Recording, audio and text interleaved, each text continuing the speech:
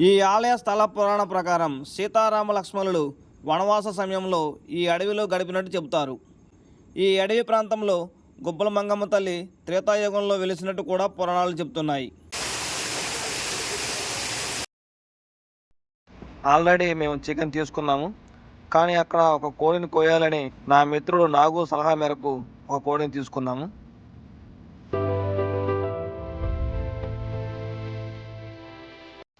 ఆ తర్వాత డీజిల్ కొట్టించుకొని మా ప్రయాణం కొనసాగించాం.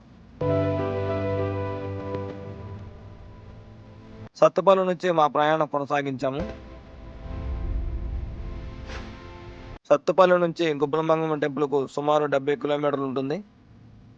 మనం ఇప్పుడే అశ్వరాపేట చేరుకున్నాం. అశ్వరాపేట నుంచి గుడికి 40 కిలోమీటర్లు ఉంటుంది. నేచర్ అంటే ఇష్టపడే వారికి ఈ ప్రయాణం ఎంతో ఆహ్లాదకరంగా ఉంటుంది. ఎందుకంటే రోడ్డుకి ఇరుపక్కల పామాయిల తోటలతో, పొగాకు తోటలతో ఉంటుంది. మీరు తమిళనాడులో చూసే ఉంటారు. మేము ఈరోజు గుబ్బలమంగమ్మ తల్లిని దర్శించుకోవడానికి వెళ్తున్నాం. ఈ ఆలయ స్థల పురాణ ప్రకారం సీతారామ లక్ష్మణులు వనవాస సమయంలో ఈ అడవిలో గడిపినట్టు చెబుతారు. ఈ అడవి ప్రాంతంలో గుబ్బల మంగమ్మ తల్లి త్రేతాయుగంలో వెలిసినట్టు కూడా పురాణాలు చెబుతున్నాయి. అంతేకాకుండా బుట్టాయిగూడెం గ్రామానికి చెందిన కటకం కృష్ణమూర్తి అనే వ్యక్తి వెదురు కోసం అడవిలోకి వెళ్తారు. వెదురు తీసుకుని తిరుగు ప్రయాణం చేస్తుండగా ఆయన బండి తిరగబడిపోతుంది. ఆ రాత్రి ఆయన ఇంటికి వెళ్ళి నిద్రిస్తుండగా శ్రీ గుబ్బల మంగమ్మ తల్లి కలలో కనిపించి అడవిలో సెలయేళ్ల మధ్యలో గుబ్బలుగా ఉన్న రాతి గృహలో తాను కొలువై ఉన్నట్లు మంగమ్మ తల్లి చెబుతుందంట. అప్పుడు తెల్లవారుజామున కృష్ణమూర్తి గారు వాళ్ళ గ్రామస్తులందరూ వెళ్ళి చూడగా గుబ్బల మంగమ్మ తల్లి దర్శనం ఇచ్చిందని చెబుతారు. అప్పటి నుంచి స్వయంభుగా వెలిసిన శ్రీ గుబ్బల మంగమ్మ తల్లికి గిరిజన ప్రజలు పూజలు చేస్తూ వస్తున్నారు. అడవిలో మారుమూల ప్రాంతంలో వెలిసినప్పటికీ భక్తుల కోరికలు తీర్చే తల్లిగా పేరు పొందడంతో లక్షలాది మంది భక్తులు ఇక్కడికి చేరుకొని అమ్మవారిని అత్యంత భక్తి శ్రద్ధలతో పూజించి తమ యొక్క మొక్కును తీర్చుకుంటారు.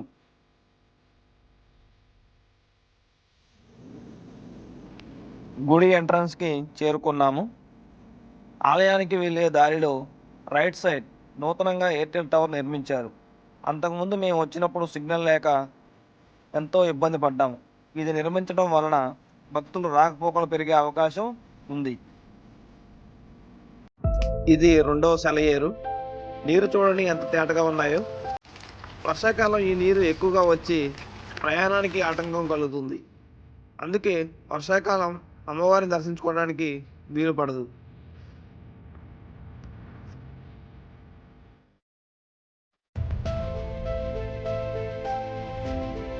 అధిక సంఖ్యలో భక్తుల రాకపోకల మేరకు గుడిని విస్తరణ చేస్తున్నారు.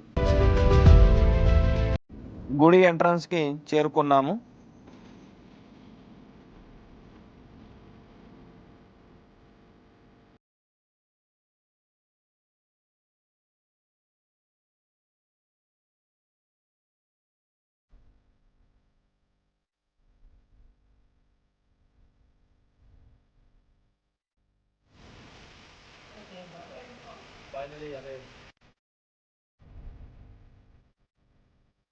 దర్శనానికి వెళ్తున్నాము. అంతకుముందు టికెట్ ఏమీ ఉండేది కాదు. ఇప్పుడు టికెట్ తీసుకొని వెళ్ళాలి. టికెట్ 10 రూపాయలు మాత్రమే, రీజనబుల్. అవి కూడా ఎందుకంటే ఆలయ పనులు జరుగుతున్నాయి, అందువలన.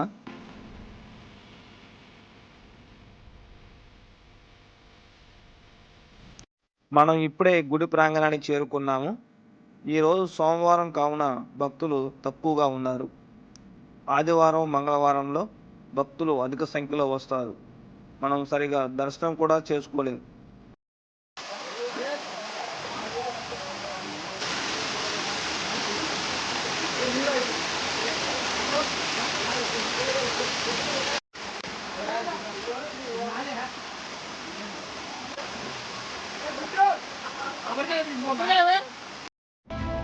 అమ్మవారిని అత్యంత భక్తి శ్రద్ధలతో పూజిస్తే అమ్మవారు వారిని అనుగ్రహిస్తుందని భక్తుల నమ్మకం.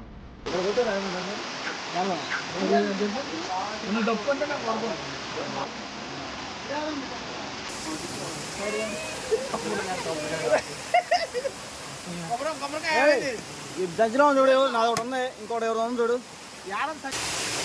అమ్మవారిని దర్శించుకునే సమయంలో ఒక అద్భుతం చూసినట్లు మనసులో ఏదో తెలియని ఆనందం కలుగుతుంది. వేరే డ్రెస్ మార్చుకుంటలే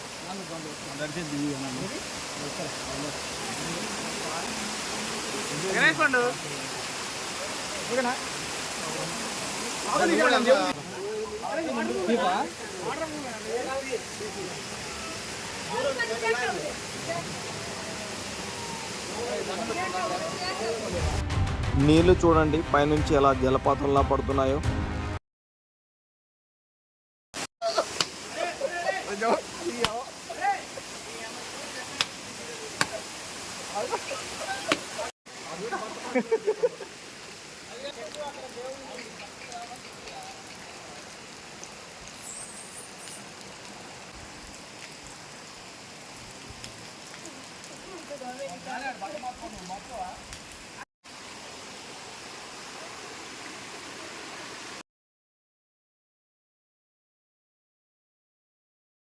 అధిక సంఖ్యలో భక్తులు వచ్చినప్పుడు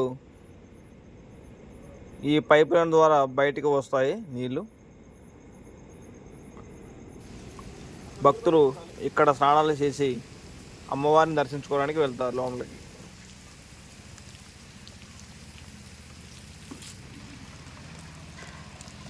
ఆహా ఏమి రుచి అన్నదామై మరచి. చికెన్ కూర వండడంలో ఆరితేలిన వాడు కండల కాంతారావు. ఇతను చికెన్ కూర ఎంత చక్కగా రుచిగా వండుతాడంటే రెస్టారెంట్ కూడా తలదనేలా ఉంటుంది. మేము దర్శనానికి వెళ్ళి వచ్చే లోపల మా ఫ్రెండ్స్ మేము ఇంటికాడ తెచ్చిన చికెన్ వండేశారు. ఇక్కడ మనం కోసిన కోడిని మా ఫ్రెండ్ నాగు, షామిల్ ఇద్దరు కూర చేయడంలో పోటాపోటీగా ఉన్నారు. ఎవరు ఎక్కువ రుచిగా చేస్తారని మేము కూడా ఆసక్తిగా ఎదురు చూస్తున్నాం. ఎంతకాలం అదే ఇంట్లో ఉంటారు? మీరు కూడా మీ ఫ్రెండ్స్తో కలిసి బయటికి రండి. ఇలాంటి ప్రకృతి అద్భుతాన్ని చూసి తరించండి. ఎక్కువ శాతం ఇక్కడికి ఫ్రెండ్స్తో కలిసే వస్తారు. ఇక్కడే వంట చేసుకొని తిని సాయంత్రం వరకు గడిపి వెళ్ళండి. ఈ వాతావరణానికి మనసు ప్రశాంతంగా ఉంటుంది. వంట చేస్తున్న క్రమంలో మమ్మల్ని కోతులు చుట్టుముట్టాయి. మా ఫ్రెండ్ అనిల్ త్రిబుల్ రామ్ చరణ్లా బాణాలు వేద్దాం అనుకున్నాడు, కానీ కుదరలేదు. Let's begin the show.